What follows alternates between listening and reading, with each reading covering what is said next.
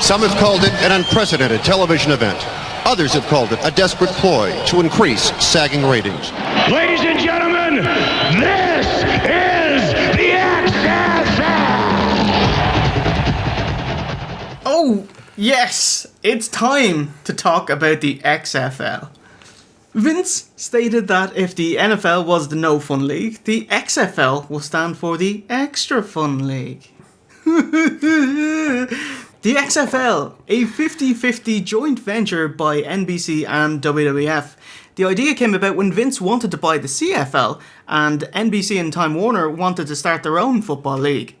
He was flush with cash during the boom of the Attitude Era, so instead of huge payoffs to shareholders and employees, why not invest it in a restaurant in Times Square and a new football league? The idea was to abolish some of NFL's rules, jazz it up with WWF-style presentation, and do what Vince did to pro wrestling in the 80s. Instead, he did what he did to bodybuilding with the WWF in the 90s. Gary Strider! Wow! And this business venture ended up costing WWF and NBC almost $138 million. Well, fairness, it's not that much. It's not that much. I would have thought it would have been... $1 billion or something. Yeah, that. Honestly, it doesn't sound that small. It's crazy. So it cost WWF $69 million, which is double what is commonly reported. Getting on the stock market, they have to release the actual figures. So. Yeah. Despite initial resistance from businessmen and players, like one of them was asking, will I get drop-kicked on the field? Shunning the idea automatically, with 8 teams playing 10 games each on 3 different channels, NBC, UPN and TNN, they'd air 1 game each week. Here we go. Here we go. If you smell what the Rock is cooking. The Rock says, finally, professional football has come back to Los Angeles. If you smell what the XFL is cooking. The XFL kicked off February 3rd, 2001, immediately following NFL Super Bowl. God, that's like days after Super Bowl. Jesus Christ. Can you imagine, right? Champions League is, on May 25th. And, it's like, coming May 26th, Champions League. You'd be like, no one would fucking watch it.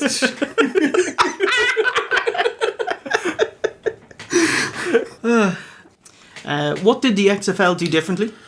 They put a lot of effort into the game day experience, like WWE live shows. So whilst attendance was below expectations, it only lost about 10% throughout the whole season, which is good. They got a huge radio presence, using names like Opie and Anthony, so popular nationwide disc jockeys would talk about it. The Skycam, it wasn't the first, but they popularised, the overhead views. Well, folks, he's got the most popular nickname in sports. He's Rod Smart. Oh, Vince said you can have anything you want on the back of your jersey. And almost everyone said, no, I'm just going to use my last name, please. And Vince made them sign paper saying, I just want my last name. I don't want a gimmick name. Except for Rod Smart, a.k.a. He Hate Me. Who's he?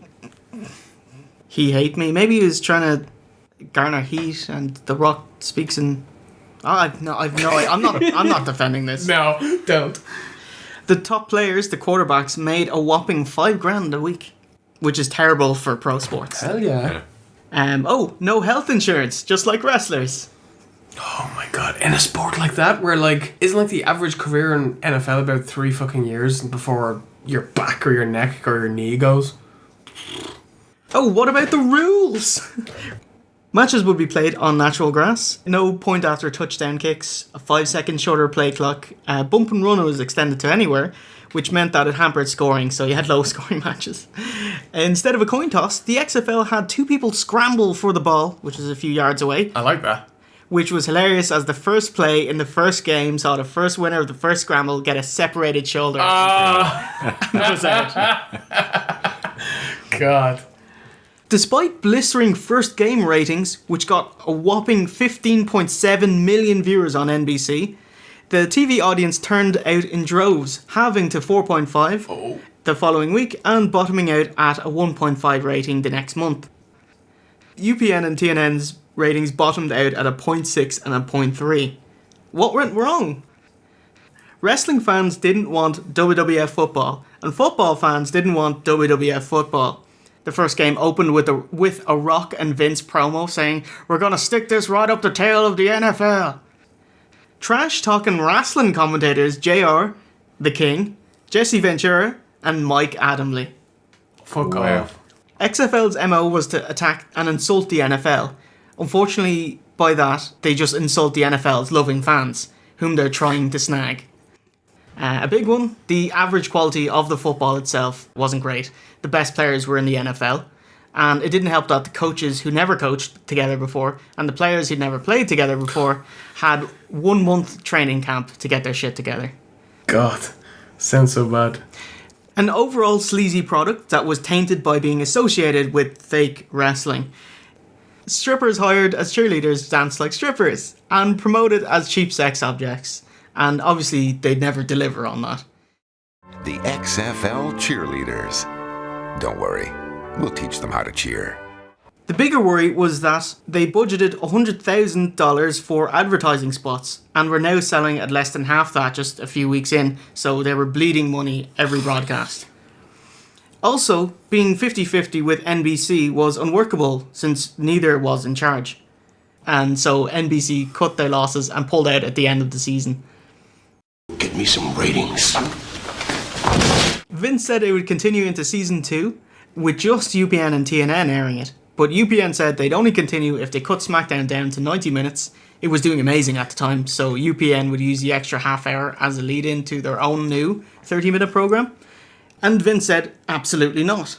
You can take it and shove it. I'm not going to let anything affect my core business, which is the WWF. Except for the XFL and WWE restaurant. And by May 2001, it was all over. In the wake of its swift demise, there are ideas from the XFL taken aboard by the NFL, like huge TVs, high production, Skycam, miking the refs and players and coaches. That would have happened anyway. Yeah, probably, yeah. You know, give them something now. No. But the XFL is remembered as a massive financial and creative blunder that was doomed to fail, like the XFL blimp that crashed a month before launch. See, it was going to fly over an NFL game, and then they lost control. And it cost $2.5 million to repair. Oh my goodness. The humanity. Just as some fun trivia, the black dyed XFL football, the black dye made the ball slippy over time. Are you fucking serious? So they had to sand the balls down.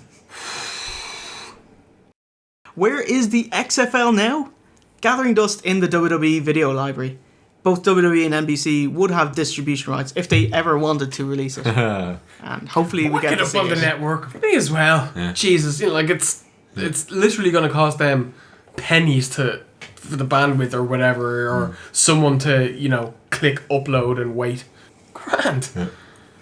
Yeah. So yeah, $68 million over in 4 months. That's like your entire profit in 2000. That's insane. That's unbelievable. Honestly, that list that you read down, like you know, dirty hookers dancing and wrestling commentators, and you know, I'm like, that sounds great. It sounds like everything I'd want to watch if I wasn't into sport, you know. But unfortunately, it's based around sport. Yeah. Played by guys who aren't particularly great at said sport. So yeah, it was destined to fail. It's an incredibly niche on paper. Market. Awesome sounding. Although they did make a tidy $10 from me buying an XFL shirt on holiday in the States. Such a mark. It was amazing. How is that amazing? Like, it was a year later, they were already closed, and I was like, oh, I totally want this XFL shirt. I used to wear it to house shows. It was great.